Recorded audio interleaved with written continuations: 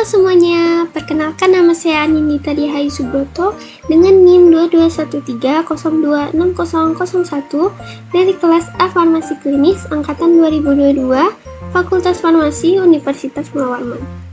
Hari ini saya akan bahas krim untuk tugas farmasetika. Sebelum masuk ke pengertian krim, kita cari tahu dulu apa itu pengertian emulsi.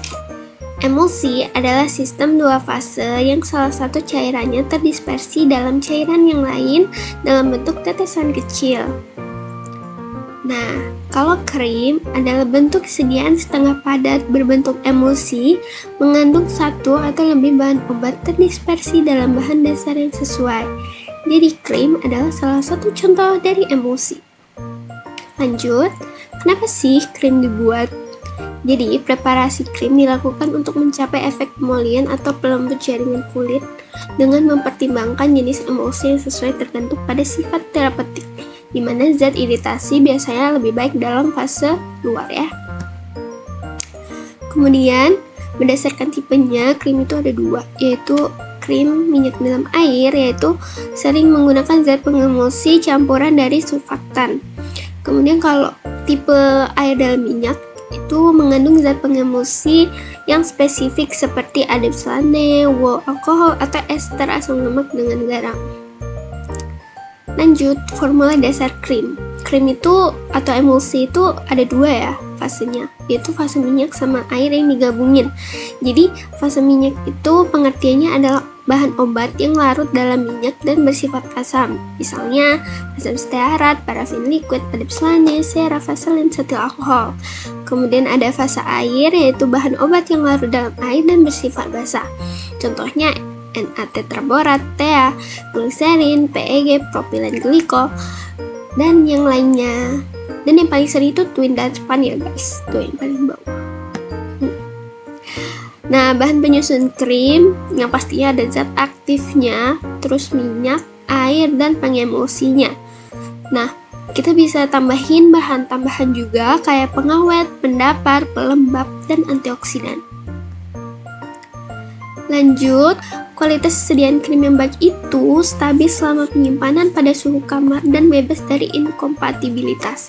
Yang kedua, mudah digunakan dan terdistribusi merata pada kulit serta mudah dihilangkan. Yang ketiga, mengandung zat yang lunak, halus, dan bercampur sehingga sediaannya homogen. Yang keempat, yaitu obat terdistribusi merata pada dasar krim. Nah, evaluasi krim itu ada ujinya, yaitu uji organoleptis yang menguji tentang penampilan, homogenitas, dan pH. Kemudian ada evaluasi kimia, yaitu penentuan kadar zat aktif dan uji stabilitas kimia sediaannya. Terus ada juga evaluasi mikrobiologi yang termasuk itu uji potensi antibiotik dan uji sterilitas. Oke, instabilitas krim. Jadi yang di tengah itu contoh dari emulsi yang baik ya. Jadi emulsinya itu, obatnya itu merata di seluruh sediaan.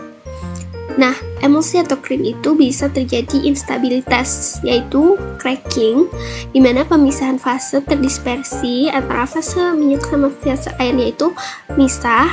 Terus ada creamy yang terbentuk emulsi yang terkonsentrasi sehingga membentuk krim pada permukaan emulsi, jadi terbentuk di permukaannya. Kemudian ada flokulasi atau agregasi, yaitu berkumpulnya partikel sehingga membentuk suatu gumpalan. Dan koalesensi, yaitu bersatunya gumpalan tadi sehingga membentuk globul yang lebih besar lagi. Lanjut. Nah, metode pembuatan krim itu ada dua, yaitu metode peleburan, dilakukan dengan cara komponen dari sediaan krim yang harus dicampurkan menjadi satu hingga melebur. Kemudian campuran didinginkan dengan melakukan pengadukan secara konstan hingga mengental. Untuk komponen sediaan krim yang tidak dicairkan ditambahkan pada saat pengadukan sedikit demi sedikit hingga konsistensi krim cukup. Komponen sediaan krim yang mudah menguap ditambahkan terakhir bila suhu dari campuran sudah rendah sehingga tidak menyebabkan penguapan. Kemudian komponen krim yang berbentuk serbuk digerus terlebih dahulu dengan sebagian dasar salep, kemudian dicampurkan dengan komponen krim yang lainnya. Yang kedua, ada metode emulsifikasi, yaitu digunakan untuk pembuatan sediaan krim dengan tipe minyak dalam air. Metode pembuatannya itu membutuhkan suatu surfaktan untuk mengurangi tegangan permukaan dari campuran sediaan krim.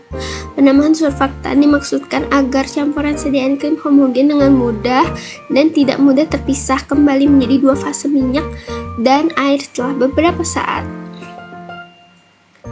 Nah, keuntungan krim yang pertama itu mudah dicuci dan dihilangkan dari kulit maupun pakaian, kemudian tidak lengket, pelepasan dan absorpsi obatnya lebih cepat dan mudah dipakai. Kelemahannya, emulsi atau krim itu mudah pecah akibat formula yang tidak tepat. Kemudian bisa mudah kering dan mudah rusak, dan yang paling penting pembuatannya sulit.